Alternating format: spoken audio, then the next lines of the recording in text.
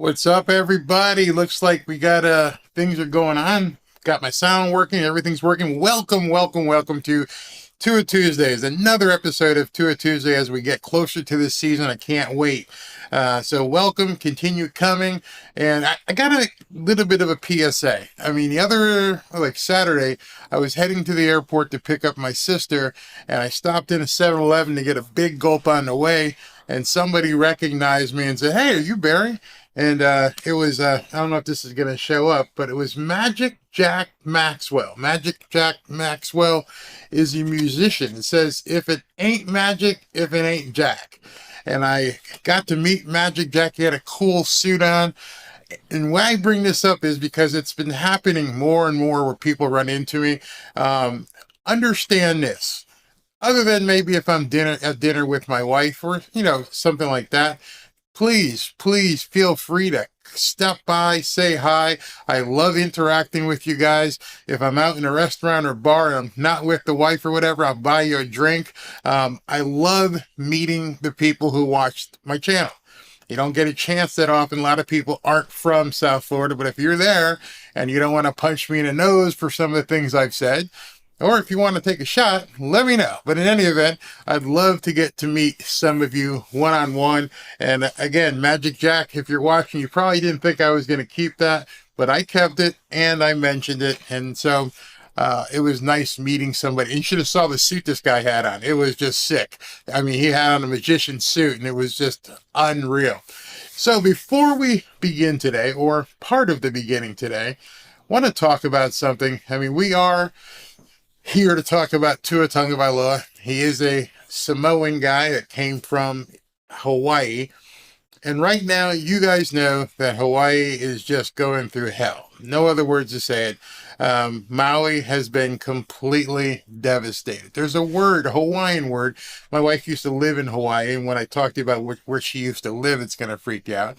But it's called ohana. Ohana means family.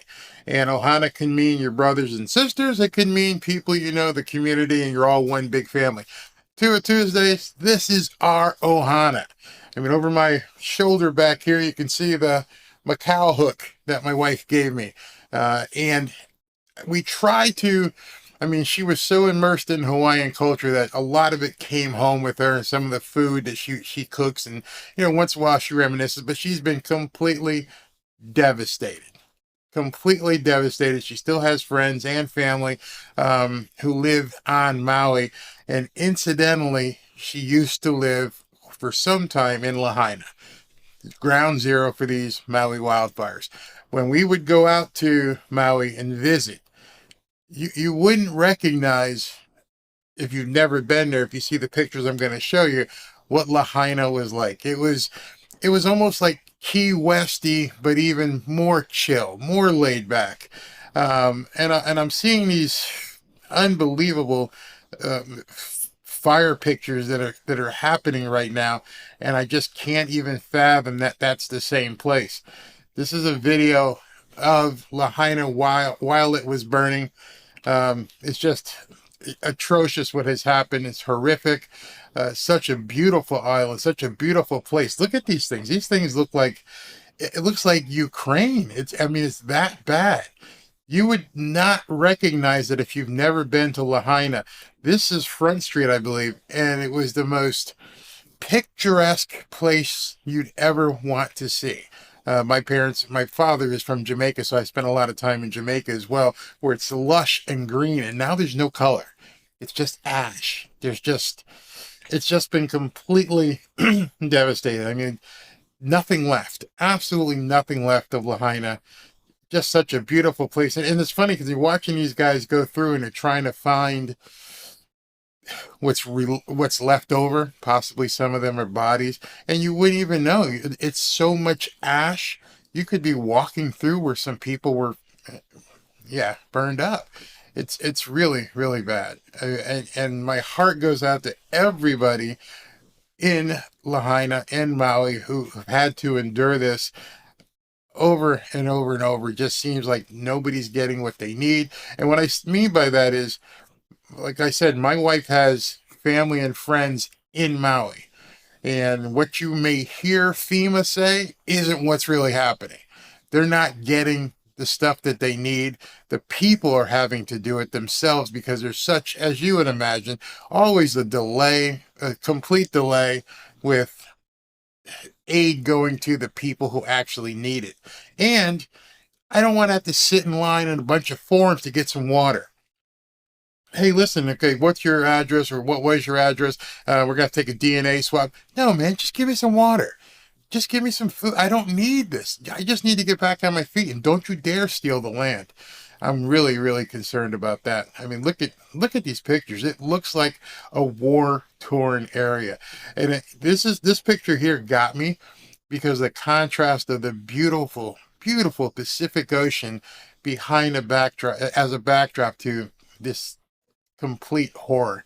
It's just too much to even conceive at this point, having walked down these streets myself and knowing what they used to look like, and now seeing this completely just in another world. I mean, it's just horrible. I can't even stand to watch it. So Barry, why do you bring this up? One, for awareness, and number two, what I think is important, that Tua has decided he's going to support this fundraising effort. And he's got the Tua Foundation raising money for the Hawaii wildfire victims. I like this better than going through the Red Cross. 100% of the proceeds, Tua is managing it through his foundation, and he's getting the money to the people who actually need it in Maui. So far, they've raised $72,000 from 540 different supporters. So it's definitely a worthwhile cause. So what I'm going to do is, because it's so hard to see the website address, I've got a picture here that I'm going to put up, and I want you, if you're interested, and I'll show this from time to time, this is the actual website to go if you'd like to give anything to the people of Maui. justgiving.com/page/Tua for Hawaii. I wish they had created a smaller URL that redirected to that, but I'm going to give you a chance to go ahead and write that down. www.justgiving.com/page/Tua for Hawaii. So whatever you can do, whatever you can possibly give, it's going to a great cause. Obviously, these people need to rebuild their lives. They lost everything they possibly had. They had to leave. The ones that could. Some people just had to go to the edge of the ocean and jump in the water. It was so bad. So if you can give, if you're in a position to give anything, please do. These people need help. And once again, we're here on Tua Tuesday, and we're celebrating his culture, and what a better way than to help him help others. He himself has given thus far $20,000 publicly. I probably would venture to say that his family has done a lot more privately. I just know how the Hawaiian culture is and how the Hawaiian people are. They don't want their names out there. They're just going to help each other.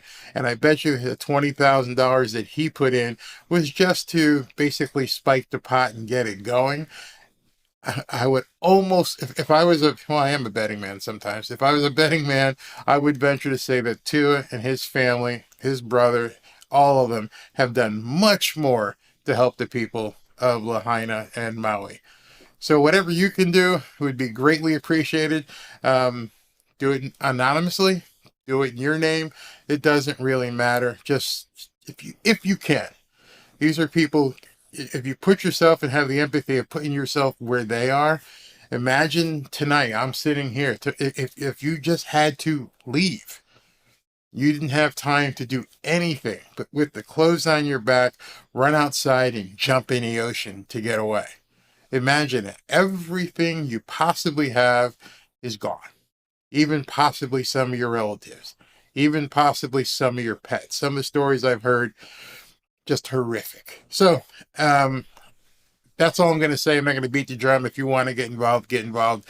I'll look at the comments. If you guys need to see that again, I'll post it again. But again, it's justgiving.com/page/Tua for Hawaii. All right, so let's talk some football. Let's talk some football here, and then we'll stop and we'll take some comments and we'll go over something. I think my comment thing is working tonight, so we should be okay with that. So last time we met, last Tuesday, and throughout the week I had made another video where I showed you what Dave Wanstead had said when he talked to Colin Coward about Tua's problem that he hasn't been able to shake, and how jiu-jitsu just isn't going to help with that. I found a video that was made and posted on ESPN before he was even drafted.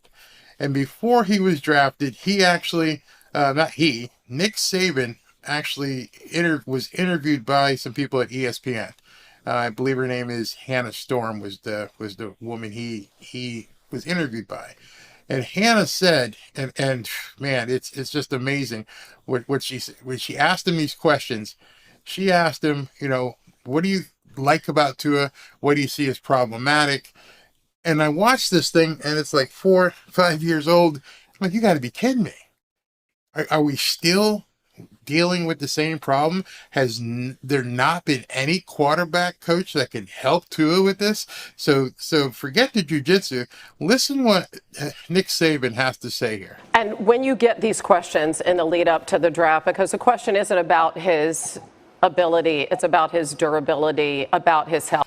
And this is before the draft. The questions were about his durability.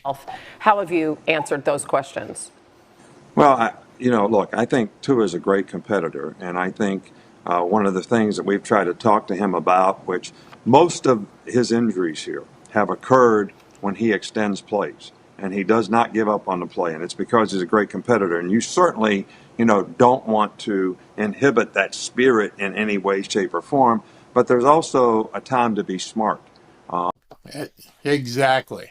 You don't want to take the fire out of the Samoan sniper. You don't want to take away his warrior status, but you have to temper that with, being smart and being able to play the next play. I didn't know that this was something that went way back and that Nick Saban even knew about. Both ankle injuries that he got and even his hip injury this year were all because he was trying to make a play when the play had broken down, and it really, there wasn't anything there. And to throw the ball away sometimes is okay. I'm not understanding why Nick Saban couldn't impart that upon Tua. So now here we are into 4 years into his career, 3-4 years into his career, and it's still the number one thing going into this season, going into the 2023 season. This is the problem that Tua still has. Forget all the other stuff. We're going to go through some of the rankings that some of the guys in ESPN gave him. This guy can be an MVP quality quarterback, and he's got one major Achilles heel, kryptonite, and this is it. As long as we end every play in a punt, in a kick, whether it's a extra point, field goal, or a punt, we can survive. But we don't need to be losing our quarterback because you're trying to make a play when there isn't one there. Can you believe that this was so many years ago? I mean, you could almost see that Mike McDaniel saying this. Nothing has changed. This is the exact same Tua from before he was even drafted. So I can't imagine, with the resources that Alabama has, with the resources that the Miami Dolphins have had, that they can't get this to be shaken. That they can't get this one bad habit removed from Tua. And we don't want to make a bad play when there's nothing there. So, and he didn't do that part very often, but he always tried to extend plays, and sometimes to no benefit, and put himself in harm's way. You coach the Dolphins. So that's the problem. We're heading into the season. Not today, but this week is week 2 of the preseason. There's this weekend's game, and then there's next weekend, and then there's the Chargers. That's it. So the Dolphins at this point have a limited amount of time to get Tua to understand, get rid of the ball. And where my concern is, and I said it for months, you got hit on December 25th, and you're not going to get hit again until who knows when. He's not going to get hit tomorrow and Thursday in the joint practices with the Texans. Not sure if they're going to put him on the field against the Texans in the preseason game. Maybe they will. Hopefully they will. I saw Barry Jackson from the Miami Herald, he wrote a tweet. I should find that tweet. Barry Jackson from the Miami Herald said, we're going to need to wrap Tua in styrofoam. It was that bad. Let me see if I can find that tweet, because I could not believe he actually said that. It was mind-blowing how ticked off he was, a reporter, after the game with Atlanta. And Tua didn't even play. He just said, this offensive line is so bad. The offensive line is so porous and so bad that Tua is going to need to be wrapped in styrofoam because they don't think he's going to survive it. So, and Barry Jackson has been a pretty much strong supporter of Tua. He hasn't been one of these guys that has wavered. He's pretty much been, it's not like Omar Kelly who goes like this. Barry Jackson has pretty much been middle of the road that Tua is a decent quarterback. And even he's saying now, not saying Tua is a bad quarterback, but that he's going to have to get wrapped in bubble wrap so as he doesn't get killed. That's pretty scary. So let me know what some of you guys think about this. What's up, Mark? How you doing? Let's see if my comments are working. Boom, they're working. Because the O-line is bad, fire Chris Greer. It's horrible. It's absolutely horrible. Hey, Jeffrey, how you doing, buddy? That's exactly what he said. Wrap him in styrofoam. That's the comment that Barry Jackson said. Wrap him in styrofoam. Eric, what's going on, brother? Eric says, the clock in Tua's head is definitely not working, especially after the concussions from last season. So I don't know if it's got any lingering effects because of the concussion, but if Nick Saban has said this all the way back, turned his college days and said, listen, we've won national championships. We've had players go to the NFL galore. We've done everything we possibly could, and we couldn't get him to stop holding the ball here. We couldn't get him to stop trying to extend plays. If he couldn't get him to stop extending plays, and obviously Brian Flores just didn't care, and now Mike McDaniel is like, we just can't get him to do it. Someone's got to get him to do it.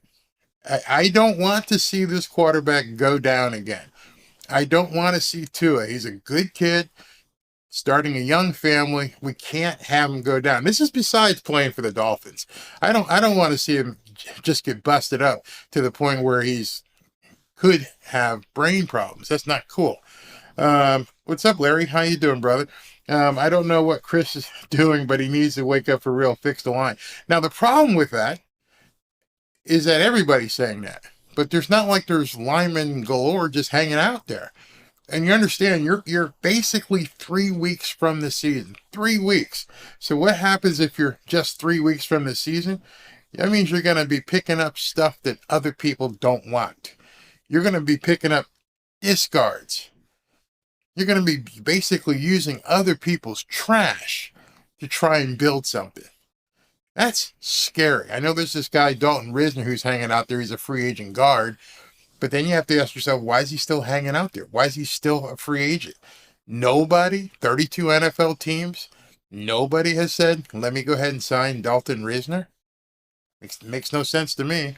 JM Santos, you're absolutely right with what you say here. Let me click here and get it in. JM says that ship sailed in March, too late now. There's nobody out there. The only thing that Chris Greer can do right now is bring in guys from other teams, plug and play, and see if they're going to be okay. So if you watch the game, I call it a game, it was horrible, the game last weekend, and you saw that Skyler got beat up. Mike White basically got beat up and hurried. And people were saying, oh, that was second and third stringers. No.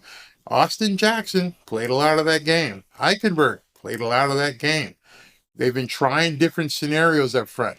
We know, I think you all know, Teron Armstead's not going to play 17 games. Ain't going to happen.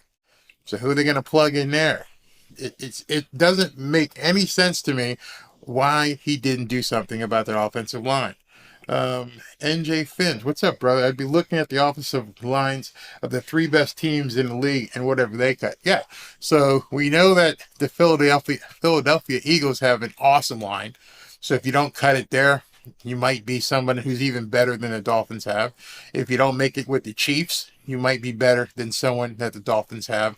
Absolutely. Maybe those because they're so good. The Packers, those teams that have such good offensive lines might have some guys that could probably start for the Dolphins.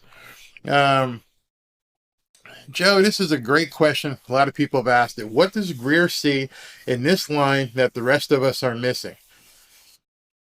I don't know. You remember the press conference? Yeah, you guys worry about the offensive line more than I do. No shit. You're absolutely right. You know why? We can see. We saw last year, we saw the first preseason game, and we're about to see again. And if you don't see it, why not? What aren't you seeing in regards to this offensive line? Are you trying to? No, I don't even want to go there. Something doesn't make sense. Something doesn't make sense at all. And at this point, it is too late. His ego, JM says. Mark Phillips says, Tua will what? Tua will take enough hits, even getting rid of the ball behind that line. Yeah, that's scary. If you have to get rid of the ball and you still get hit because the offensive line sucks so bad.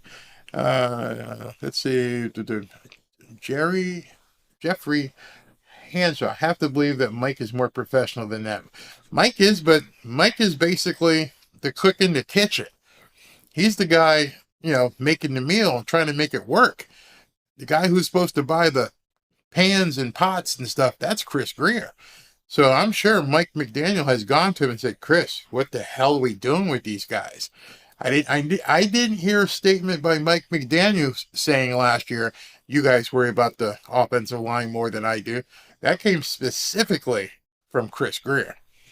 The reason, it might be because Chris Grier drafted these guys, but then you're talking seriously an ego problem. Serious ego problem. Let's see. Corey Hayes says there's guards and centers out there. He didn't see any tackles, however. There is a list. Let me see if I can find it. I was looking at it today. Let's see if I can find top free agents NFL. And let me see if I can pull it. Okay, so there's a list here of the top free agents that are still available as of right now, and they're ranked. Okay, so let's see if we can't pull this up.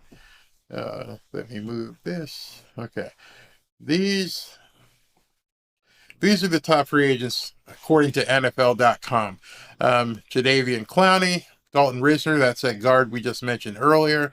Melvin Ingram used to play for the Dolphins. He's ranked there. And then if you go down off the market, these are the guys that are off the market. Wait a minute, let me find. There's a better list I was looking at today. Okay, this one right here. Boom. All right, here we go. This is the one I wanted to show you. This one is the best free agents remaining by position. Quarterbacks, we don't need a quarterback. Where's the rest of the damn list? I gotta hit the read more. There's wide receivers, running backs, tight ends. Let's get down here. Offensive line. You got Ben Jones, Dalton Risner, Rodney Hudson, Roger Saffold, and Austin Blythe. Those 5 guys right there are the top remaining free agents. That's it. That's it. I mean, the Dolphins just don't have a lot available to them. So I don't know where they're going to get them. So we're going into this game on, what is it, Saturday? Saturday at 4, I believe. And it is what it is at this point. Hopefully Mike plays Tua, because I would hate for Tua to have to play his first game behind these guys again. Remember, as of today, it's the exact same line. There have been no changes. Austin Jackson, Robert Hunt, Connor Williams, Liam Eichenberg, and Teron Armstead. Same guys. No change whatsoever. Same 5 guys in front of them.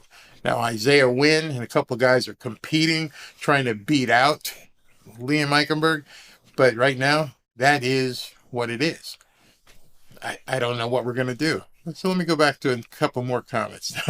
Larry, you're right. Tua is in trouble. That's pretty much what the consensus is right now. I mean, like I said, for Barry Jackson to say wrap him in styrofoam, we're in trouble. We're definitely in trouble. My sound is off. No, you guys can hear me, right? Check, check, check. Let me just make sure. Is my sound down? Check, check. Yeah, it's on for me. Maybe Taylor Lewin. But again, you're talking about these guys that are just sitting on the sidelines. They're not playing, so why aren't they playing? Because they're not good enough to even get into camp with another team. Think about that. Right now, we're looking at 100-man rosters right now in preseason. So the guys that are available, who aren't even in a camp, aren't even in the top 100 guys of 32 teams. That's how far down the list some of these guys like Luan and DJ Fluker and some of these other, they're not even in camp. They're not even competing for the Tampa Bay Buccaneers. They're not competing for the Houston Texans. They're not even in camp. So I'm waiting to see tomorrow what the results are of the joint practice, because this could be pretty scary. I mean, I understand Atlanta has a good defense, but tomorrow and Wednesday, we're going up against the Houston Texans, and it's almost more important to do a good showing in these joint practices than the preseason game. Preseason game, depending on what Mike McDaniel does, he may not show everybody.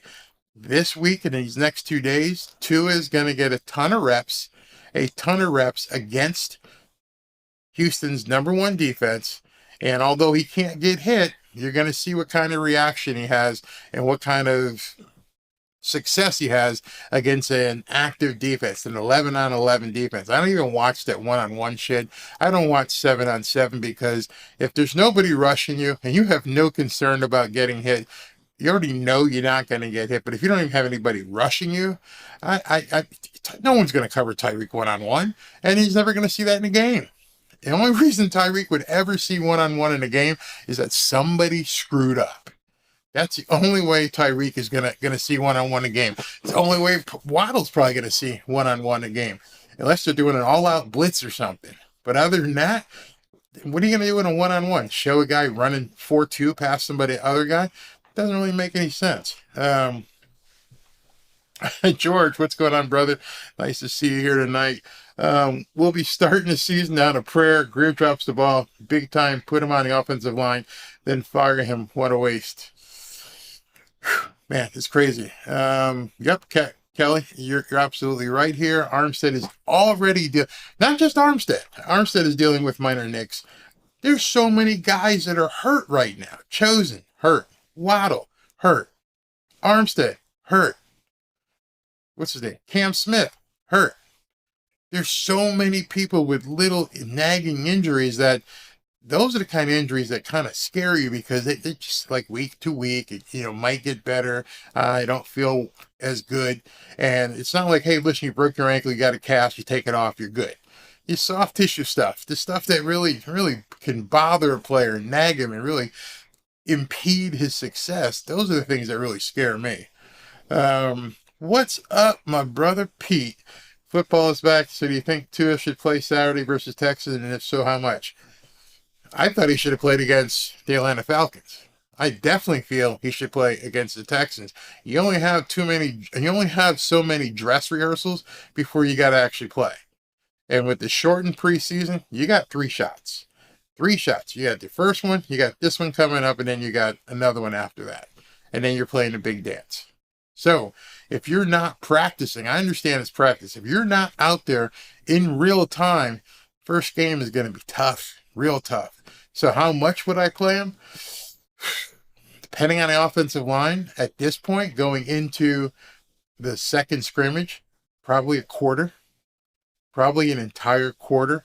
Because here's what happens, and this is a little inside baseball. The third preseason game, which is the final preseason game, is where coaches are going to want to take a look at the guys they're going to cut versus the guys they're going to keep. It's not going to be as what can I say, installation wise, in terms of running the offense, you want to see, can these guys perform? These are the guys you're not sure are going to make it, or they may, and you may just want to take a specific look at somebody, so you may give them a little bit more time.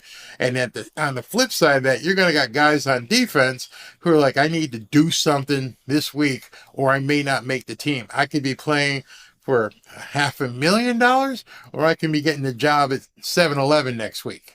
I don't think I want to put Tua out there to guys that are playing, hopefully, to try and get a check. So this week, I feel, is your best opportunity to see where he is right now. Then you use the next week to get him to where you need him to be. That third preseason game, I wouldn't play him too much because of that. This is the game where I think you need to put him in. Now, notice, a lot of people laughed at me on Twitter. And I said, Tua's got to play. And oh no, starters don't play. And I did a list, and there was like 15 starters that played last weekend, including Patrick Mahomes.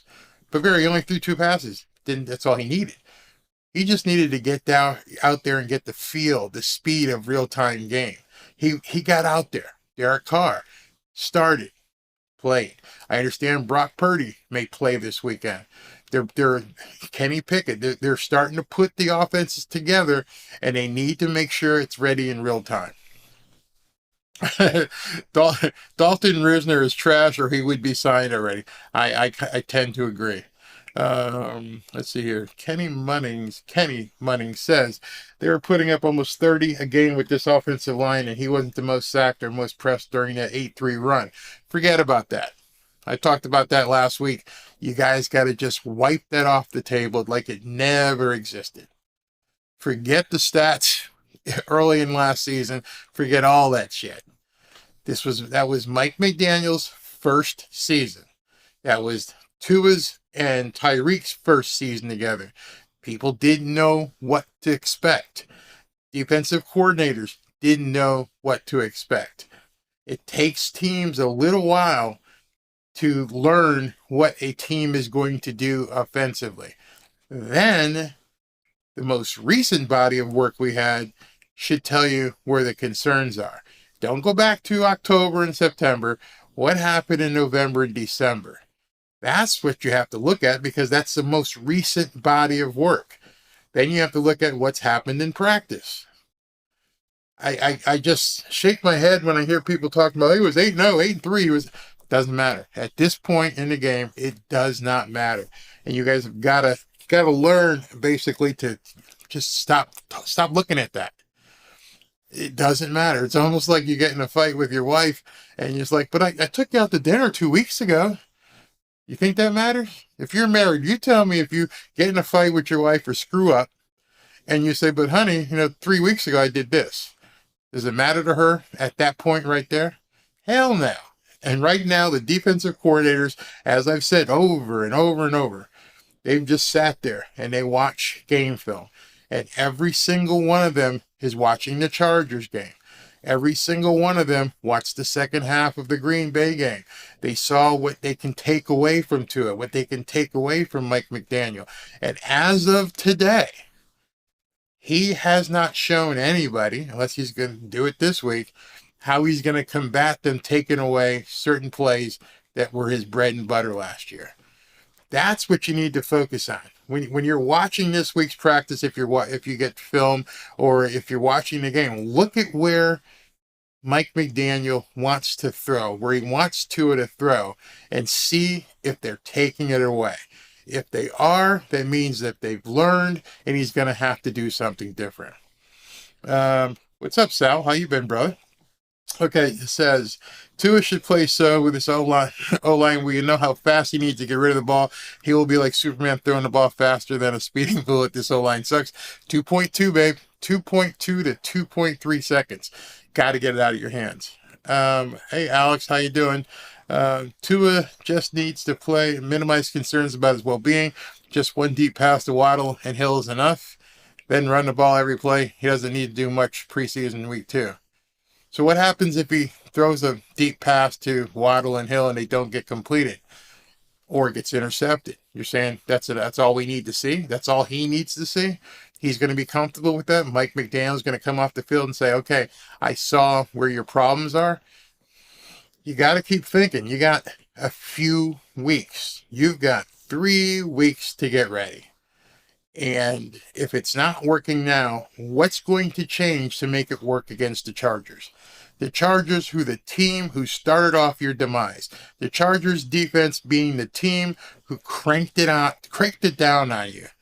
What are you going to do, and what adjustments are you going to do, Mike McDaniel, to change what the Chargers did? Because they're going to be coming. They know what they did last year.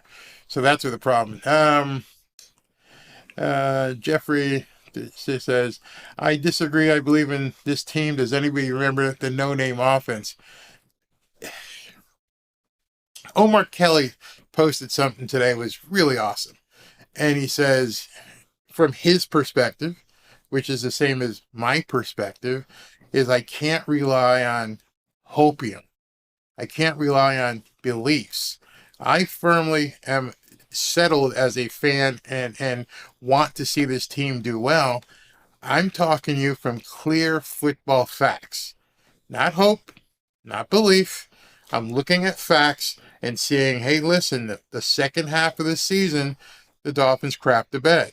The second half of the season, defensive coordinators learned how to stop this offense. Well, Barry, I just hope, I believe they're going to do better. Based on what? All right, you just posted that. You said, I believe this team is going to be good. Based on what do you think they're going to change?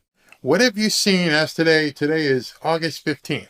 Preseason's been open for a while. What have you seen thus far since December 25th that has convinced you beyond any question that things are going to be different? I'm looking. I'm sure there's a lot of fans looking and going, what's different? Oh, we just believe? Well, that's not going to get you too far. What's up, T-Bone? T-Bone says, Tua, did they come out? Yes, got real slow. Tua will play just to get some game reps, agreed. Basic plays just to feel some kind of way. Yep, it's a long season. First 6 games sets up the next 6 games, which dictate the last 5 games before the playoffs. Absolutely correct. Timing, rhythm, you got to get all that down. I believe, I completely trust in what you just said. Kenny Munning says, get small. That was more Mike not running the ball when he could and not sticking to it when he could. The same way he does adjusted, Mike has to adjust defensively. Bingo. A lot of this isn't on the players so much as it's Mike McDaniel. If they're shutting this off, then you got to go with more of this. You just have to stop yourself. Now, one of the problems I had, just a big problem I had last weekend, and I don't know how many of you guys watched the live show with me or with anybody else, but I used to have this sound effect, and that sound effect was, don't beat yourself. Well, I loved it when Mike McDaniel walked into the locker room and was doing a press conference after the game. He goes, you like that clinic? And there's not much you can do when you give up a pick 6, 3 interceptions. It's you beat yourself. Penalties out the wazoo. And people are like, well, we got gained more yards than them. Doesn't matter. At the end of the day, you look up at the scoreboard and it's like we got our ass munched. Why? Because we beat ourselves. I play my sound effect. Let's see if it plays. That's another Miami Dolphins. During the live game, I'm playing that sound effect and people told me to stop playing it. Why? Well, it might be annoying, but the real reason they told me to stop playing it was because every time, not every time, but just about every time the Dolphins got a first down, they had to bring it back because of a penalty. And I would go ahead and, oh, that's a good pass, first down. Nope, I'm going to bring it back. Oh, that's a good play, first down. Nope, holding. You can't beat yourself. That is discipline. That's Mike McDaniel. He's got to get these guys in a position where you're not just their best friend, you are their head coach, and letting them know that sometimes you may have to put your foot up their ass, because some of the stuff that they were doing was just discipline plays, not knowing where you're supposed to be, jumping off sides, doing stupid stuff. Don't beat yourself. Discipline is underrated. Love that. You're absolutely correct. Alex Zapata says, wait a minute, where's Alex here? Alex says, defense has improved substantially by better players added and a more experienced defensive coordinator. A better defense gives Tua more opportunities on the offense to capitalize. Okay, I could go with that. The defense is substantially better by better players. Who are the better players are going to be playing? Your words, better players. Jalen Ramsey, probably not going to be back until December. Cam Smith, not really sure when he's going to be back. David Long, he's dinged up. Other than that, same players. Bradley Chubb, Jalen Phillips, Sealer, and Christian Wilkins. Same players. Alex Van Ginkel. I mean, so when people make those statements, I look back and I go, okay, what players? There is a lot of tension on this team right now that you guys probably aren't recognizing. And I'm not a doomsayer. I'm just saying there's a lot of work to be done in the next 3 weeks. Do I think they can do it? Absolutely. Absolutely. Just don't get me wrong.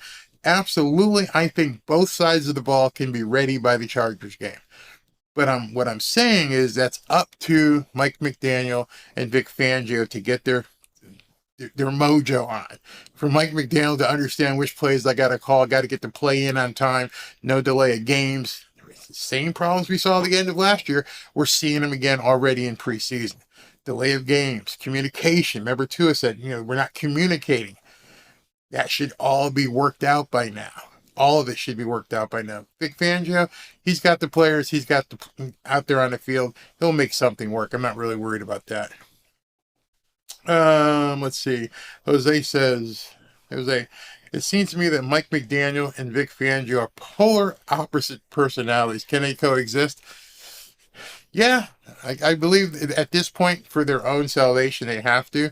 One of the good things that I like about the way Vic Fangio runs things, he's up in the booth. He's not going to be down on the field busting Mike's chops or anything like that. He's up in the booth. At least he was during the Atlanta games. If he's a booth coach, that's a lot different than actually being on the field and talking to the head coach. So they each have their two jobs, and they got to do it. Somebody brought him up. Butch Barry is not the guy to coach up the offensive line. He came from Denver as well. We know I don't know if you know how bad the people in Denver talked about him. I mean, they talked about Butch Barry as bad as some of the guys in Washington are talking about Eric Bieniemy. They're saying he's not a player's coach. Yeah, don't get me started, because as an offensive lineman, I want to have somebody stick their foot up my butt. If I'm not performing, go for it. Yell at me. Get me to be the best I can possibly be. So if these guys are having a problem with Butch Barry, you remember a coach can only deal with the talent he's been given.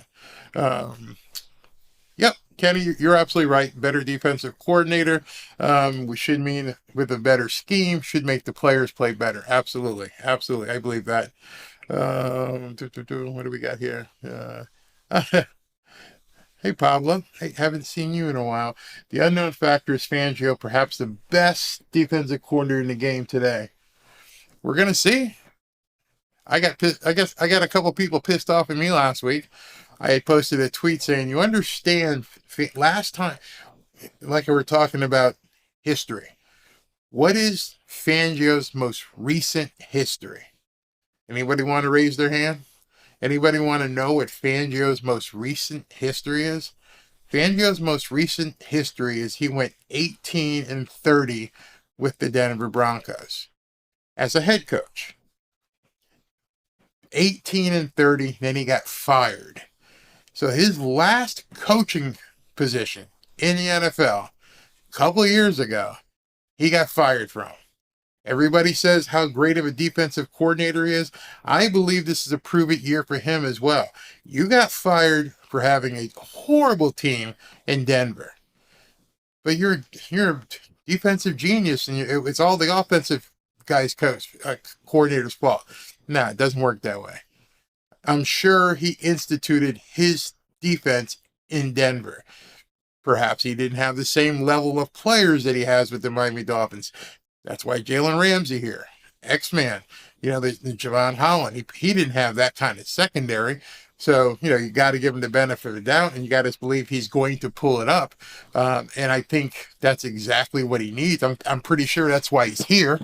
I mean, within a month or two of him getting the job, he goes and plucks Jalen Ramsey.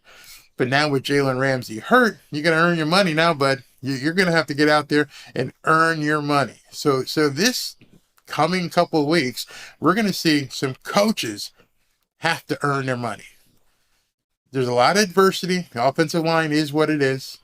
The defensive backs are what they are. This is the team you have. Now you got to make your magic with what you have. Wow, I didn't hear this. I heard the players were laughing at, if you're talking about Denver, like he was a joke who choked. Yeah, I did hear that in Denver. Please tell me you haven't heard that here in Miami, that they haven't been laughing at him.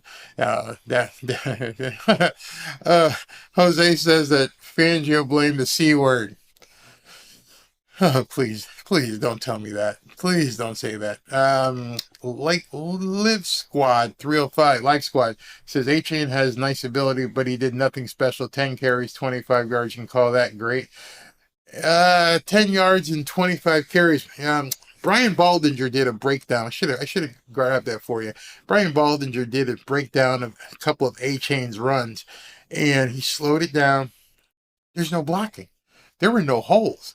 The fact that he got 25 yards, he should be happy with that, because there was no place for him to run. There were a few plays where he got the ball and turned around and the offensive lineman's butt staring him in the face. They just got pushed all the way back. It was awful.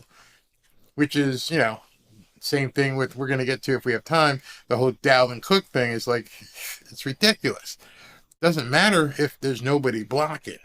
All right, so I want to get to something today, since we're talking about Tua, and want to just show you a couple things on this thing that ESPN did. Just not going to spend a whole lot of time digging in, but before I do that, instead of a commercial, I'm going to go back to this. I want you guys to take a look at it.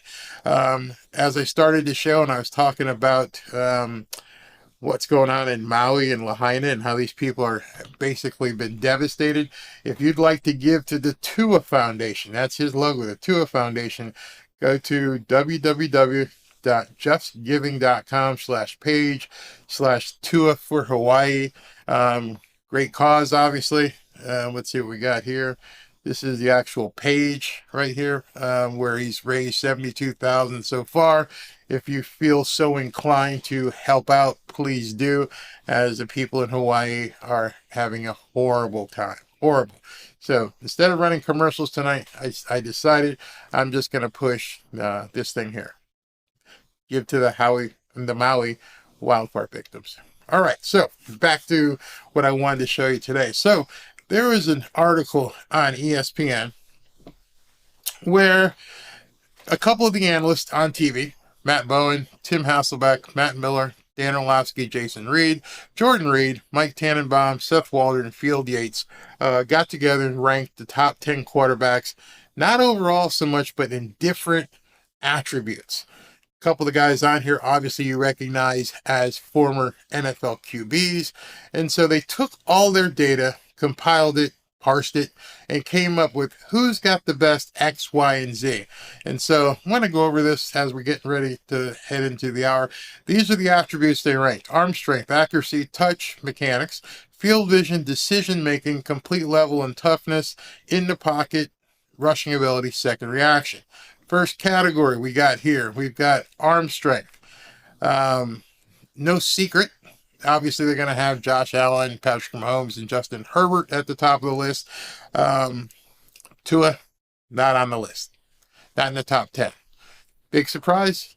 I don't think so. I think we all know that he doesn't have top 10 arm strength, but just wanted to show it to you. Next category, accuracy. Now, I like this. You got Burrow, Aaron Rodgers, Patrick Mahomes, and then Tua comes in number 4. That is spot on. That is spot on. And I love the fact that Tua is up with those one Hall of Famer and probably another Hall of Famer to be. We'll let the jury be out on Joe Burrow, but he's up there with the top quarterbacks in the league. Accuracy. Next category is touch. And once again, same top four. So Tua is definitely an accurate quarterback, even seen so much by some of the top NFL analysts in the game right now. Right behind Joe Burrow, Aaron Rodgers, Patrick Mahomes, and then Tua comes in fourth, even above Justin Herbert. Let's see what we got next. Mechanics. And this is a problem. We don't see Tua anywhere on this list. Not even, this is actually the top 11 since number 10 tied. So there's 11 names here. And Tua is not even in the top 11 in terms of throwing mechanics. Oftentimes what you'll see with Tua throws and what can be a problem is his leg doesn't go towards the direction he's throwing the ball. His leg will fan out. There's a couple of different things in mechanics that he's never been able to fix, but no big deal. Next thing we have here is field vision. And field vision, be able to look at the field and see what's going on. What they have is Mahomes, Burrow, Aaron Rodgers, Josh Allen, and then Tua comes in at number 8 in terms of field vision. I think in this regard, you may be able to rank him, if you believe, above Justin Herbert and Jalen Hurts.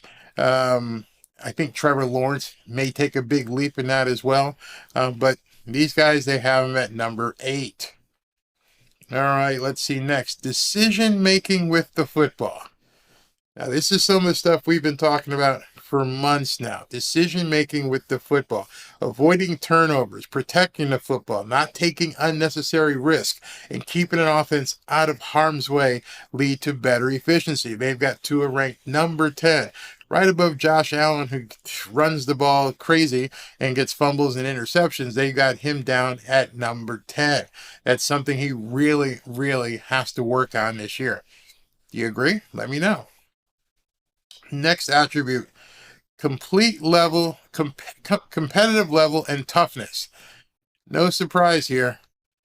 They don't find Tua to have a competitive level or toughness in the top 11 quarterbacks in the league. Wonder why? This is where something that bothers me. This one says, who has the most desire to win?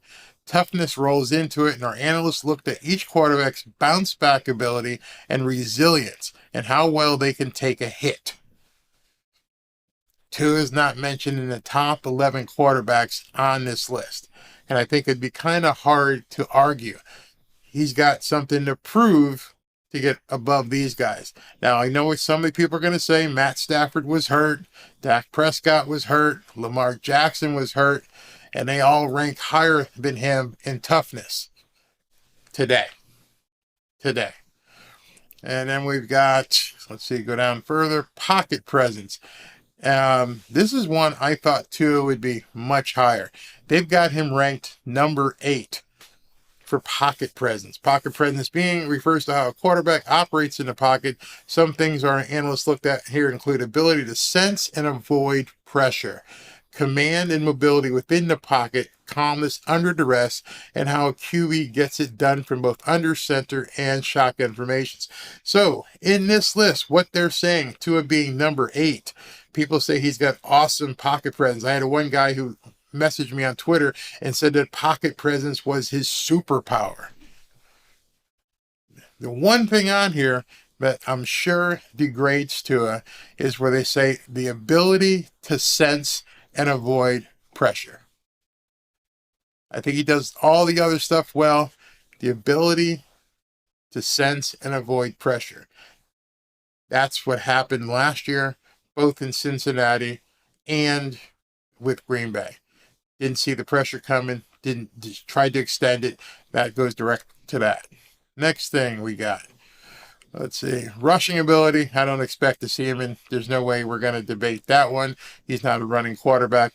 I don't even know why they have this as a good attribute. I don't want my quarterbacks running, so I don't expect to see Tua, and I don't want to see Tua on a top 10 of rushing quarterbacks. And I think that in this one here, this is probably the biggest one for me. Second, reaction ability. We look at a trait that leads to so many highlights throughout the NFL season. Quarterbacks won't always be able to sit in the pocket and throw darts. With pressure coming off the edge or up the middle, getting outside the pocket and making off-schedule throws on the run is important in today's games. Those are the off-platform passes from different arm angles and body positions, often on the move, and create difference between eventual points in a stalled drive.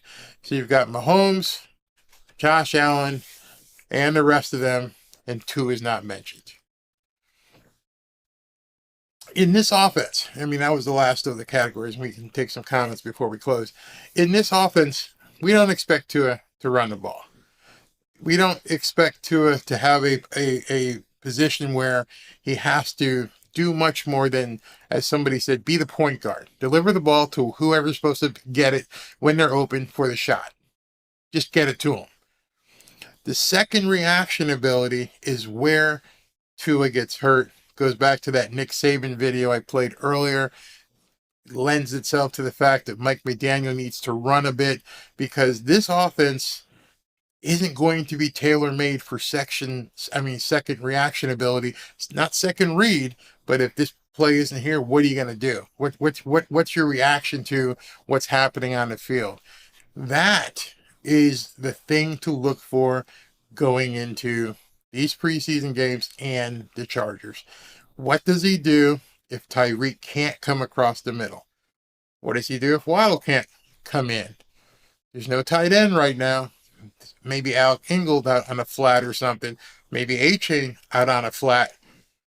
But this is what we have to look for. I'm trying to give you guys cues for you to look at over the next couple weeks before we actually get into the game. And if you're going to want to see it, if he's playing this weekend, don't forget to join me live here on Saturday, 4 o'clock when the game is. And we're going to be going through it. And if I can see it live, I'll call it and show you. I'll say, look, this is where it was. This is what his problem is. This is what his footwork should have looked like. And I'll help you go through that. So in closing, let me take a few more comments. Do I think, Larry, good question. This is a very good question. Do I think Mike should hire an OC? Maybe an assistant OC or something, because that extra set of eyes, because Mike McDaniel is looking at so many things as a head coach, maybe that extra set of eyes wouldn't be a bad idea. Maybe that, I like that. I like that idea just for the other eyes. CCRR says, we don't expect Tua to read defenses, go through progressions, or hit guys in stride either. No, I think we do expect that. I think that's what he has to progress to. I think that's where he has to get to. The problem is last year, in the later half of the year, they took that away from him. If you looked over here and that play wasn't available, and you got to come back here, and that was unavailable, what do? And that's what, that progression, he's been trying it a lot in practice, but it hasn't got there. Mike Phillips, you're absolutely right. He better sense the pressure, because he will be getting plenty of it. If you haven't looked at the Dolphins' schedule for this year, look at it. Week 1, he's got, Joey Bosa coming at him right off the bat. You got the Eagles. God, I've been watching Jalen Carter. I've been really focusing on Jalen Carter this year. Oh my God, what this kid can do. You got the Jets twice. You got Matthew Judon twice with the Patriots. It seems like every single team that the Dolphins face this year has a killer as an edge rusher. I don't mean an average guy. I mean an absolute killer as an edge rusher. And the way they move Nick Bosa and Joey Bosa and both these guys around doesn't mean he's always going to be lining up in front of Teron Armstead. If he sees an opening and he thinks he can beat Austin Jackson, they'll flip it. They don't care. They'll put these guys anywhere. What's the guy? He's a holdout right now for the Kansas City Chiefs, Chris something. But he monster, absolute monster. Of course, Buffalo. I mean, it's just one after the other. Just absolute killers we're going to be facing. And we're facing them with an offensive line that's basically crap. Hey, Jeffrey, thank you very much. Thank you very, very much. Don't forget, donate to the Tua Fund on your way out. The Fin Man says Tua should be concentrating on throwing more outside the numbers. Now, in that list that you just saw, to throw outside the numbers, you need a strong-ass arm. You can't float it. You can't do your accurate touch. You need to hit it. Can Tua do that consistently? I don't know. Love to see it.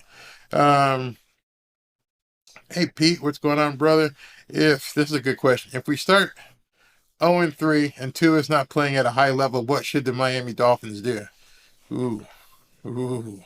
If they start 0-3, and I'm not going to say that, because at that point, people are going to lose their shit. People will absolutely go nuts if the Dolphins start 0-3. The answer to your question is there's no way they're pulling him. There's no way. Tua is going to be the quarterback unless he gets hurt, God forbid. So if he's 0-3, they're going to let him play through his slump.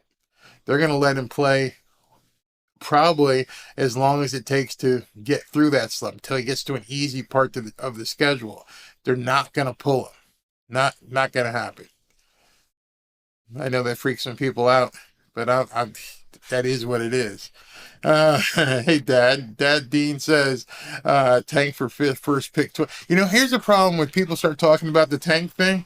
The Dolphins don't seem like they would even be bad enough to tank. See what I mean? This team is so talented. This team has so many good players that even if they, from our perspective, stink up the joint, they're not going to be so bad as to be able to tank. I mean, we all expect 11-6, 12-5. If they go 9-8 again, or if they go 8-9, or if they go 7-10, they're not going to lose 10 games. And even if you went 7-10, that doesn't put you in line to get the 2024 draft pick. The Dolphins aren't bad enough for that. Thank God. But they're never going to drop. They're not going. There's just too much talent on this team to be in a position to draft the first pick. Unless they make some trades or something, but who knows? But no, I don't think they'll do it. Hey, Hop, how you doing, brother? Yeah, we need to sit down one day and talk some politics. Conspiracy. Under 10 is unacceptable. I agree with you. Like I said, I think this team is 11-6. Would love to see them go 12-5.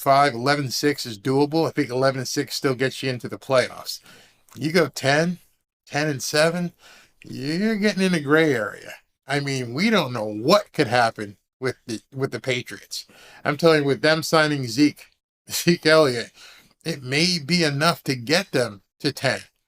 So the Dolphins have to, in my estimation, have to go at least 11-5.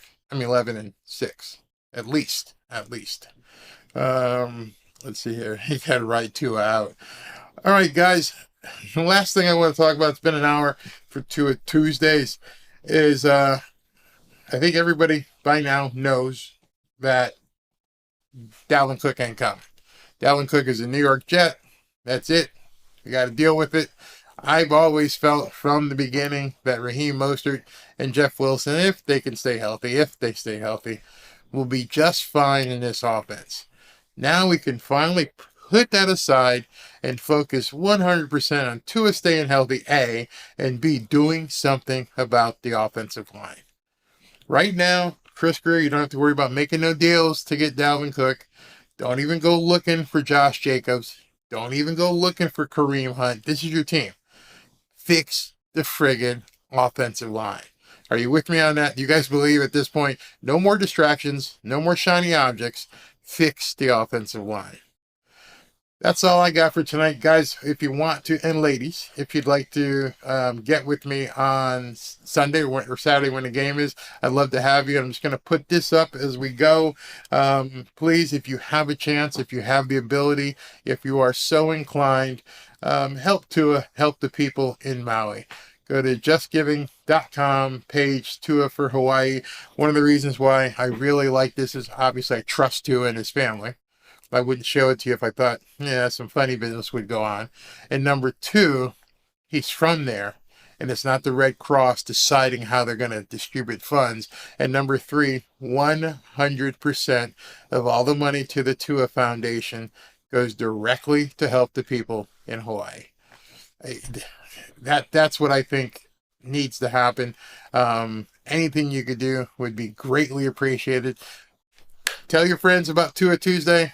Next week we're gonna be after the game. Come watch the live broadcast. Love to have you, and thanks a lot. Talk